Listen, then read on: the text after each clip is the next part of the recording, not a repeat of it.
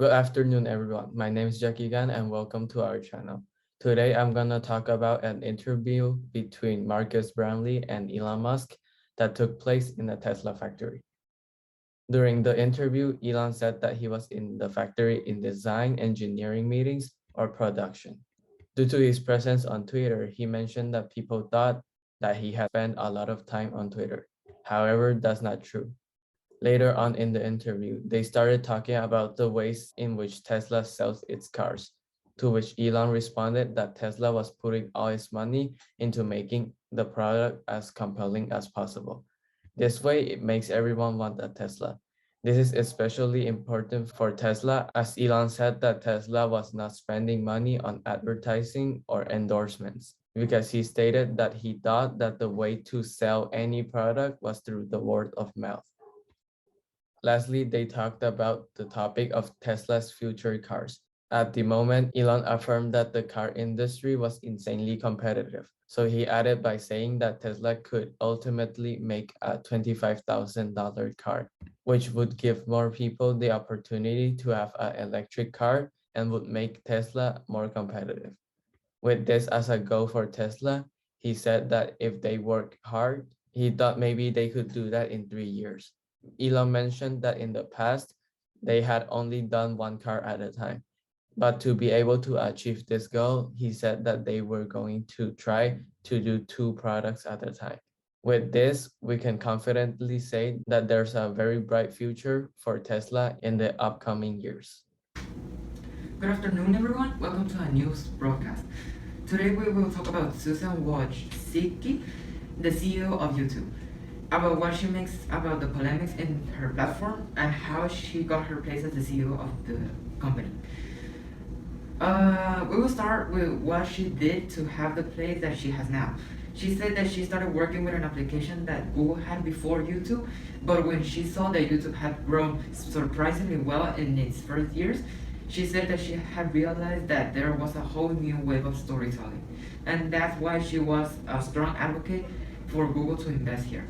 She took her place as the CEO of YouTube in 2014, and she said that it was Larry Page, the founder of Google, who had offered her that role. Then we will talk about what she does about the controversies on her platform. She said that when there was drama, she wanted to make sure that she was aware of it and generally understand what was going on. And when they see legal activity or there was a clear proof of a crime, there certainly will be times it made sense to remove them on the platform. A working day for her is very heavy because she had to talk with various advertisers, manage the platform, and attend to the staff of the application. She said that she scheduled it at the end of the day, but she had to stop. Even if she wasn't done, she had to stop because she said that she also needed a break. And she affirmed that the burnout creators had the same or greater viewership when they took a break and returned.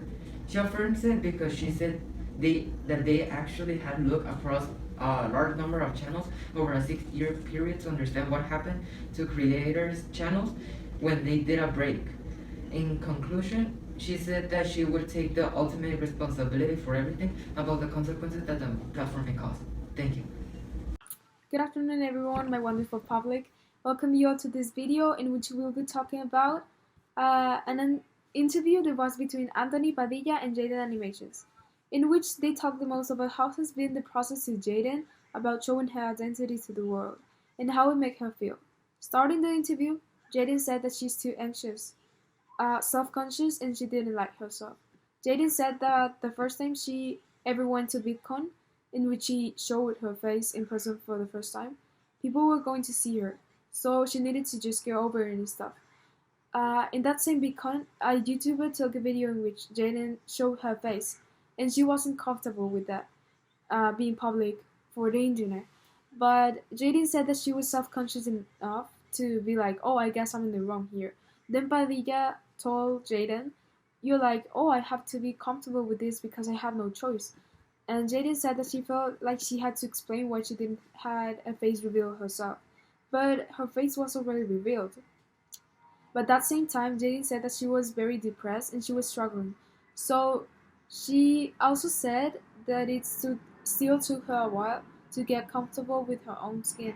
She clarified that she had a very shy, anxious person online, and that was true when she was 16 and sad, but not anymore. And Jaden said that she thinks the level she is right now is pretty comfortable, and she is not struggling anymore with an eating disorder. We conclude that everything is fine for her right now, uh, because she overcame all of those issues she had before, and that makes her happy too. Thank you for watching. Hello Ranatito lovers, welcome back to a new video. I hope you're awesome as usual. Today I'm going to talk about the President Barack Obama and his book called A Promised Land and his work as President of the United States and many other things. In an interview with Jimmy Kimmel, when he asked about why his book is so long and if it was so long that Donald Trump would not read it, Obama said he didn't think it would have had to have been 700 pages. But answering the question, he said that he wanted people to understand how he made decisions. In the same interview, Obama was telling an anecdote about when he wanted to visit a zoo with his children, but he was ordered to pretend to be someone else and also fake his voice.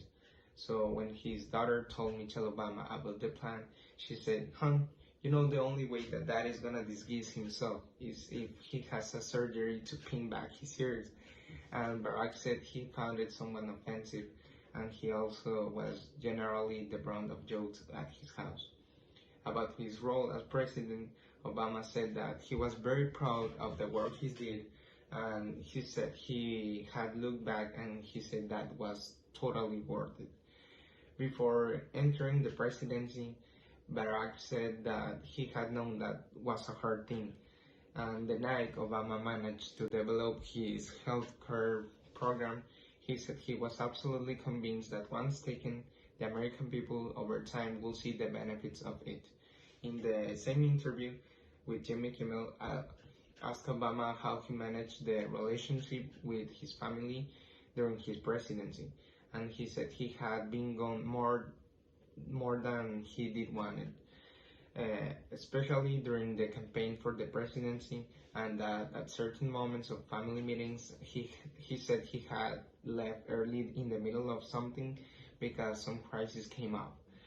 Thanks to this interview, we were able to see and to appreciate that Obama is a man who always seeks the good for others, and besides being the imposing president of the United States, he's also a family guy.